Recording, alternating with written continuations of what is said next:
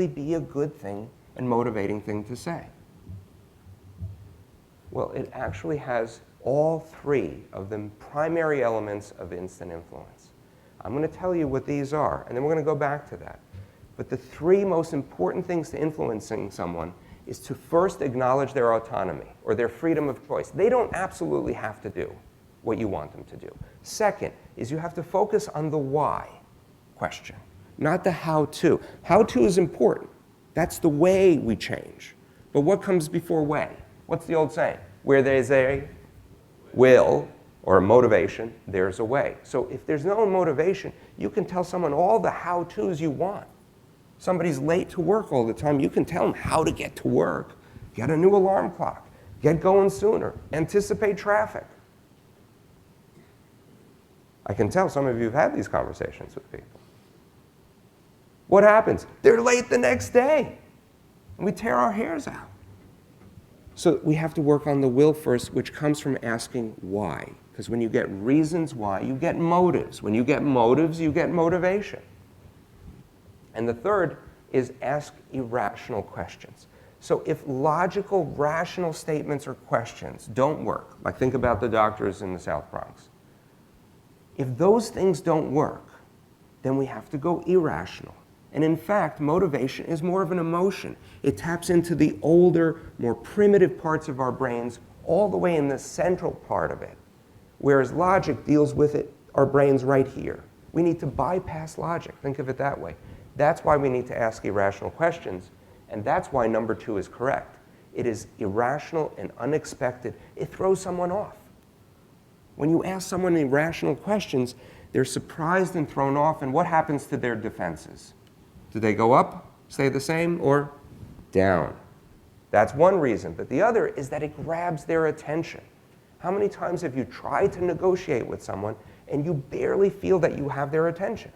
Irrational questions surprise, lower defenses, grab people's attention, and they signal to them, you're trying something different. You want this to happen. Now, this question is surprising. It focuses on the person's freedom of choice because by saying, look, that you could have changed the subject, you're implying that they don't have to talk about this. Yet they keep talking about it. At this point in the conversation, that's the only motivational part of them, and that's what I want to get at.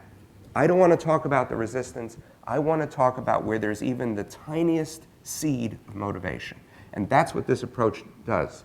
And in this example, the only thing that the guy said that was motivational, or did that was motivational, is that he was having the conversation with you. So as silly as it sounds, we ask him, why do you keep having this conversation with me? What do you think this guy's going to answer? You want him to follow company procedure, and you say, look, I know we've been arguing about this. You call it like it is. That's how you start. I know what the deal is. It doesn't make an argument happen. You're just calling it like it is. Actually, that makes people feel better when you call it like it is. I know we haven't seen eye to eye on this. But when you say, look, you could have changed the subject. You could say, forget it, I'm never going to follow this procedure. Yet you didn't. You keep talking to me, and in parentheses, silently in our minds, we're thinking, as if there is a chance you're going to do this. And when you ask the question, why do you keep talking to me about this? Someone, please tell me, what do you think this employee is going to say?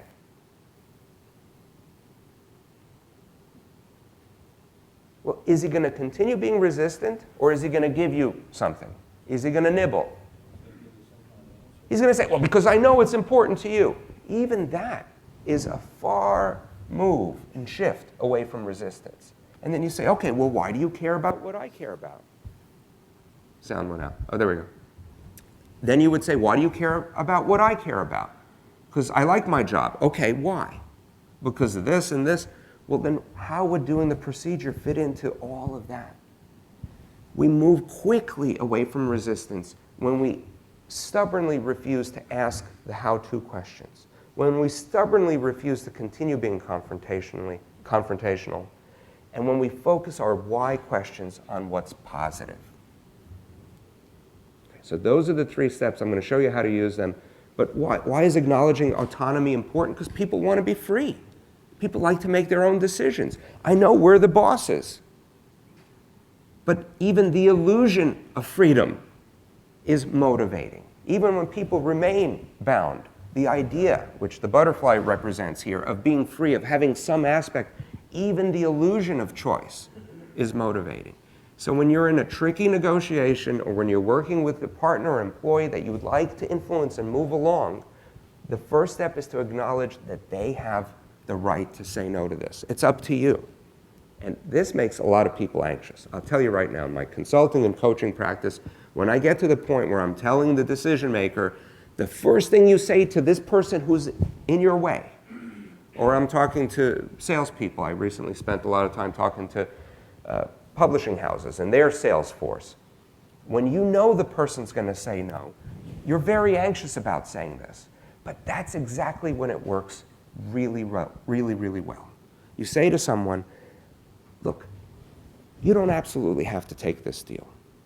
I know we've gone back and forth. It's up to you whether or not you do this. What do you think is going to happen? Again, the defenses go down. But now something else is starting. If you're framing the issue as it being up to that person, they're starting to think, how will I make my decision? What am I weighing? All of a sudden, the conversation goes from your mouth to inside their brains. And that's what gets them to start thinking about what might be in it for them. So is this just some trick of reverse psychology? You've heard about it. You've seen it in movies and silly sitcoms. Could that stuff really work? Well, yet 40 years of scientific evidence says that when you say to somebody, you absolutely have to do this. Now I know you have the answer. What do? Oh, look, immediately everyone's head was shaking back and forth. But the reverse is also true, and that's where it works better. When you sit down with someone, even this morning when you go out there and you have your one-on-ones, it might even be funny, and you've all heard the talk, you'll chuckle, but you say, look, we don't have to do it the way that I'd like, but hear me out. Or it's up to you whether or not we can make this deal, because you know we have to make do with a lot less this year. But can I ask you a few questions? And that's how you start the instant influence approach. Call it like it is. You don't have to do this, but could I ask you a few questions? And the reverse psychology does work because that lowers defenses and it gets the person to start thinking about their end of what could be in it for them. And this is my favorite slide of proving that reverse psychology works, right? This was the hardest part of preparing my talk, deciding which of the millions of slides out there that prove reverse psychology works. But it's not a trick, okay? It's not Inception, which is what this is from. Anybody see that movie Inception? Right? You go in secretively and you plant an idea in someone's head. I put this in there because somebody asked me at one of my speeches recently, isn't this like Inception, Mike? You're planting the idea and you're getting in their heads. It's not fair. It's undue influence. Well, no, it's not like that. It's not even like a game of poker. You can show your hand. You can say, I would like this. But you don't have to do this. But I'm going to ask you a few questions that are going to get you to see if you have any motivation for doing this. All right, the second most important part is to focus on the why of change. So we know questions motivate better. This is something we've all known for years, but many managers say to me, whether I'm speaking with them or coaching, what are the right questions? It's not just enough for me to know questions are better to motivate people. You have to get the good question. What is it? It's the why question. I mean, one way to think about this is everything I ever learned about influence, I learned from a 2-year-old, right? What does a 2-year-old ask you? Why? Why'd you have to go to Miami? Why can't I come with you? Why is the moon up in the sky? Why does the sun do that? Why? But that's what we need to do when we want to influence someone. The only way to motivate them and influence them is to get to their why. Not your why, their why. So but you can't ask it sarcastically either. So, A, why bother coming to work then on time? You have to ask it genuinely. So here's the question. Why might you change? So if you think about yourself for a second. Think about something you've wanted to change about yourself for a while, but haven't. Exercise more, eat differently, stop smoking, get more organized, whatever it is. How many times have you asked yourself, why can't I do this? What's the matter? How can I do it? Based on what you've heard so far, are those good questions? What do? They make you feel right. They make you feel bad. They make you think about all the reasons why you can't do it. It's like you're an attorney in a closing argument in court and you're summing up the wrong side. It, again, is logical, but why might I make this change? Why might I organize this part of my office today? Why might I eat differently just at lunch today? Why? Not how, but why. But it's the positive why question. Even if you're in a tense negotiation with someone and it's about money, and we think that's the only why in this conversation, and you feel that you're butting heads and there's no way else to go, the question could still be, why might you go with the deal that I'm proposing? And again, the chuckles will happen, but remember, that works in your favor. That lowers defenses, makes a person more open to influence.